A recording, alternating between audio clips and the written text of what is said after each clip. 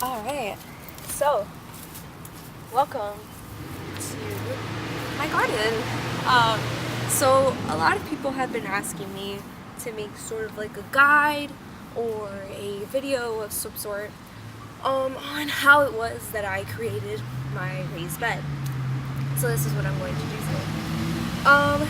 The raised bed that I currently have, I created about 2 years ago, almost. It's about a year and a half, I'd say, ago. So I made it the fall of 2016.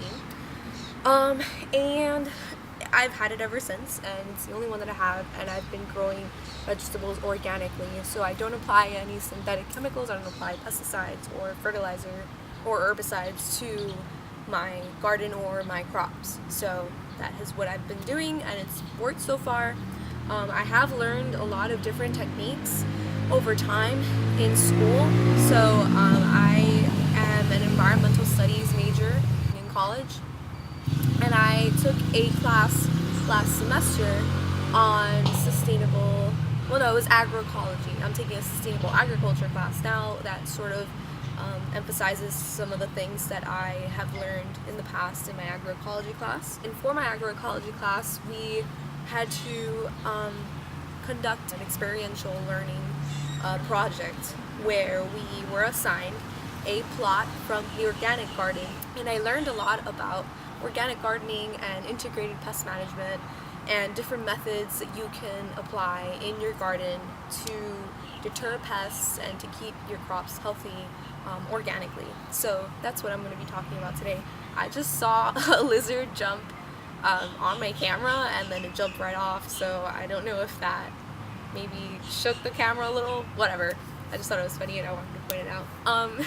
So first things first, you want to measure the space that you want to set aside for your raised bed.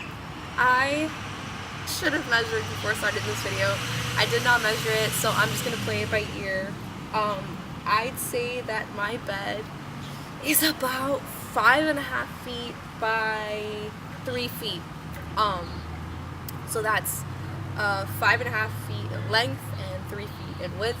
I used about 2, 4, 6, 8, 10, 12 cinder blocks to enclose my raised bed. You can either use cinder blocks or wood.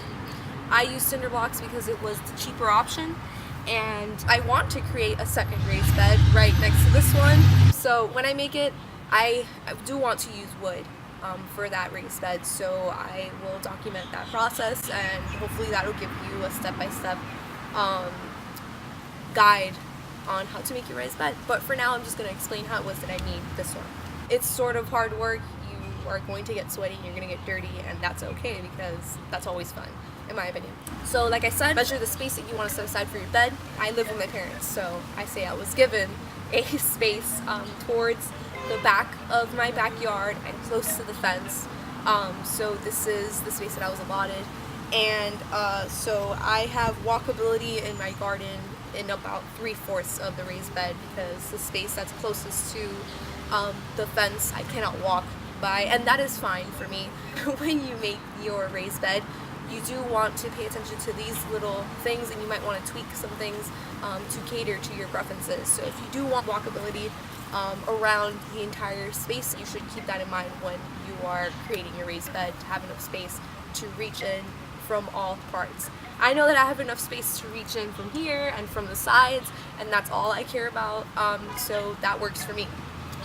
First things first, you want to have cinder blocks. I am going to look up the prices of the cinder blocks. I believe it's about $1.50, maybe $2 per cinder block. I think actually that's too much. I think it's about closer to $1. And I have, like I said, 12. That's what I use. So you're looking at almost $20 with taxes and all that. But I think it was a little less for the cinder blocks because they are the cheaper alternative. Wood is a little more expensive. I forget now how much it is. But I know that I remember going and I was like, I want to make a wooden bed, like just your poster raised bed. And then I was like, I guess not, because it's a little too expensive for me right now. But that is the next step, and I will make one once I make my next bed. But back to this, I get sidetracked very easily if you haven't noticed. So you want to have cardboard as well. because that is where you're going to lay out on top of the space where your bed is going to be. So that is supposed to help with weed control, so that the weeds don't grow into your raised bed and affect your vegetables. So that should help keep that at bay. I got a little too intense. Well, not too intense. I mean, I just got a bit more intense, and I decided to remove all of the grass that was going to lie beneath the space of the raised bed, and then add cardboard on top. So that was a bit more demanding process, so I had help from Isaac. Also, I want to say, try to get some friends or your partner or your family to help you out on this, because it's a neat little experience, and I think it's fun to get everyone on board with your little projects. I just think it's always fun. So that, I removed all of the grass, and I just had dirt, and then I placed cardboard on top, and I wet it, because you want to make sure that you get it nice and soggy so that it can help break down the material and allow it to be incorporated into the soil beneath, because you do want that eventually. When you plant your vegetables or whatever it is that you're going to plant in your bed, you do want the crops to have enough space in the soil for their roots to grow. So if you're growing vegetables that have extensive root systems, you want to make sure that they can penetrate into the soil beneath as well. So that's very important to keep in mind. Then I dumped all the soil on top, so I'd say I bought about 4 bags of topsoil and 4 bags of manure. It might have been 5 and 4, I don't remember. I'm going to try to look for a receipt, though I highly doubt that I have one lying around from when I first made it, because my mom is very quick to throw things away if they're not being used. I'm sure some of you can relate. So I will just do the calculations after I make this video, and I'll place them in this description below. So I'll double check with all of that. I believe that the topsoil, actually no, I went to Home Depot recently. I think the topsoil is about $1.29 for each bag. There's a bird that I thought it was flying straight into my face. It was a little weird. So about 4 bags of topsoil and 4 bags of manure that I can remember. It might have been a little more. You will be able to gauge these things yourself. But either way, I will definitely include it in the description. All the prices for the materials that I use for this bed. So I try to mix equal parts topsoil and compost, because this helps create a nice mixture of soil for your vegetables, and it will help provide a lot of nutrients for your vegetables, because that's something that's very essential in organic gardening. You need to have nice, nutritious soil for your vegetables to flourish and to grow. What I did was I would dump out topsoil enough to cover an entire layer of the bed. So I would do a layer of topsoil, a layer of compost, a layer of topsoil, and so on, until I used up all of the soil that I bought. The compost is composed of manure, so cow manure, and I think some plant matter. That's perfect actually, because it provides a really good mixture. I'm sorry, I keep looking up because I'm getting distracted by sounds and birds. So it provides a good, like I said, a good mixture of nutrients in the soil. So I did that. Just make sure that the top layer, so your last layer, is compost, because that is going to be the fertilizer for your crops.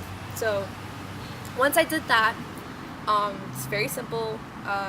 Actually, I should have said, before I dump out the soil, after I rip out all the grass and I place the cardboard, I also place the cinder blocks all around, because you want to make sure you have your cinder blocks already laid out so that they can hold in the soil, obviously. I just forgot to mention that. So now once the soil is all in, you can either buy vegetable seedlings. I think the first time that I planted in this bed, so that same day, I had also brought home some seedlings from Home Depot. Everything I bought was from Home Depot. You can look for other alternatives. I'm going to give you the prices for the materials in Home Depot, because that's where I bought them. I think in total I spent about $50, close to $50 on this project, so that's what you should expect. If you decide to wood instead of Cinderblocks, it'll be a little more expensive, so just keep that in mind.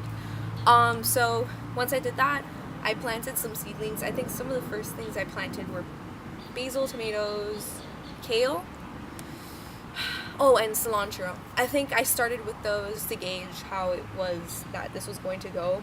This is a learning experience, so you will have a lot of trial and error while you're growing, so expect that, and don't be disappointed, don't be discouraged by situations where crops don't do well, where they're devastated and devoured by pests, because it will most likely happen. You just have to learn to plant the right things during the right time. So what I mean by that is check the seasonality of all these vegetables that you want to grow.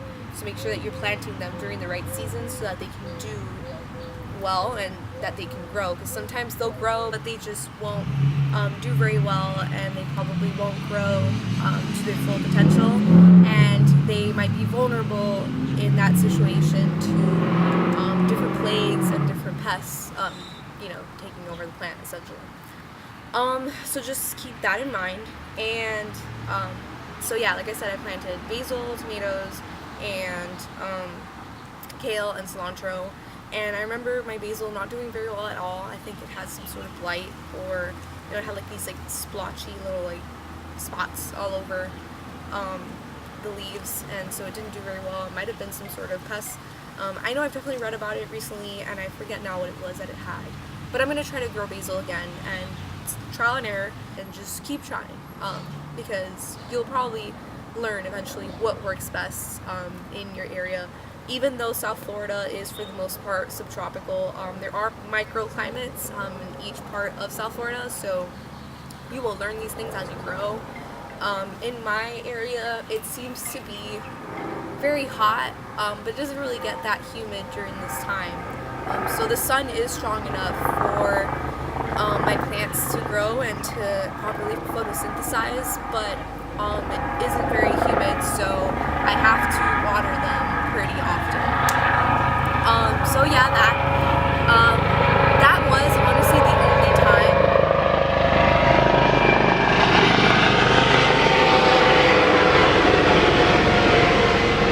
Okay, so that was the only time, though, I will point out, that I use seedlings that I bought from a store. I have been growing all of the vegetables that I have in my bed from seed, and you can do that yourself. I think it's honestly the most satisfying thing to do, and you just feel so good to know that you're able to grow it from seed, and now it's in your table and you can eat it, and you're just like, yeah, I did that myself. So yeah, I recommend you grow everything from seed. That's just what I love to do. So that's very simple. If you have any pots lying around, honestly, you don't have to have a seeding tray to grow your seeds. You can just use empty pots and fill them up with equal parts topsoil and manure and grow your seeds. And once your seedlings are large enough to be transplanted into the garden without suffering too much trauma, so that they can survive and thrive, then you just do that. You transplant them, and it's very simple. So yeah, that's about it. That's all I can think of. If I'm missing anything, let me know. Just reach out to me. Honestly, I have the time now because I'm on spring break, and I have a whole week where I can make videos like these or talk to you guys a bit more about these things. So yeah, feel free to reach out to me. I hope you enjoy this experience. I honestly am so glad that I decided to do this because it has been so rewarding the entire time. Honestly, it's been frustrating to come out and see that your plants are being devoured by pests, and I remember there was a time where I would come out at night to check the plants because there are certain pests that do come out at night, so keep that in mind too. Some of them are sneaky. You probably won't see them during the day, but if you come out with a flashlight at night, you'll see them in your plants, and you will get so frustrated because you're just like, I want you to get off. But it's just part of the process, and yeah, like I said, I've enjoyed it, and I'm sure you will too. So yeah, let me know if there's anything else that I'm missing, and reach out to me, and good luck. So just to give you all a visual of what my raised garden looks like, this is what it looks like at the moment. I am growing sunflowers all along the edges on the inside the cinder blocks, except for this side. And this helps with pest control because, again, I am growing vegetables organically, so I don't apply any synthetic chemicals to my garden. It attracts, like I said, the pests to the sunflowers and away from what I'm growing in the bed. So I'm not really concerned with how aesthetically pleasing they are or how the leaves look.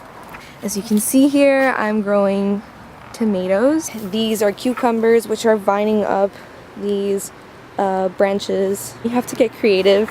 There's a lot of materials that I am lacking, so I decided to make use of old branches that were lying around in a stack of sticks after my parents trimmed one of our avocado trees. They are starting to vine up the sticks, and there's already, if you can see it, there's already cucumbers growing. So that's very exciting. And I have cabbage, which was a trial and error experiment, to be honest. This is a learning process, so I have definitely learned a lot about what works and what doesn't work down here in South Florida. So I tried to grow cabbages. I planted them when it was a little colder, and they ended up shooting up because it got warmer, and if you know cabbages, they prefer to grow in colder temperatures. But that is honestly fine. I could still harvest the leaves, I can still use them in a salad or to cook something up, so it still works for me. I have had garlic chives incorporated in the garden for honestly almost 2 years, so the entire existence of the garden, they have just been there. I haven't really used them, to be honest, and I haven't read anything about this, but I do think they help with pest control because they are very aromatic and they have a very strong scent, and I think that might deter pests. But that might just be my theory. I haven't read anything, like I said, but I just keep them there and they don't bother me. This is kale. So kale is very exciting and very yummy and good to grow in your gardens. And I have grown kale before. It has done very well, and this time I'm growing it again and incorporating some different techniques. I'm applying neem oil every time I see little holes and whatnot in the leaves. So neem oil is organic. You can use it as a form of controlling pests in your garden, and it does help most of the time. Here I was growing radishes and I just harvested them. They did wonderfully and they were delicious, and I'm very happy with that. That was my first time growing radishes.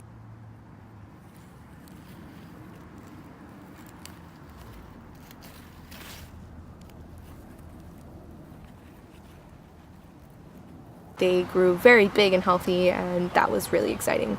So now, in that space, I have planted carrots, and the sun is not working with me because my shadow is covering it. But if you can see, there's already little sprouts, little seedlings shooting up from the carrots that I planted, and I'm very excited for that. Honestly, root vegetables are some of my favorite things to grow because you don't know what's below the ground, you know how big it is or how healthy, and you don't know what to expect once you pull them out of the ground, so that's always really exciting for me. In the cinder blocks over here, I have nasturtium. It wasn't doing very hot. It just now has started to shape up, but recently it wasn't really doing so well. Nasturtium is delicious if you've never tried it. It's the perfect addition to any salad. It has sort of like a peppery taste. These are these random plants that I found at Aldi, and they're not random, but I just totally forgot what they're called now. And they have helped with the pests. I honestly just bought them because they were flowers, and I thought, let's experiment, like I said, and let's see if it helps with my methods of pest control in the garden. That's what's growing in the bed. Outside, I have some other stuff that I have had for a while. This is papaya, and if you live in South Florida, you know that papaya does really well down here. And it's delicious. This is cassava or yuca, so it's a root vegetable, and I'm excited to harvest. That I think is manzano bananas. I'm not sure because I have two different types of banana trees. I think this is manzano bananas. which are very sweet and they're small. I'm sure you've seen them before and probably tried them. And this is the plantain, I believe. So yeah, that is that. And if you have any questions, feel free to reach out to me. As always, I try to be as responsive as possible. And yeah, good luck.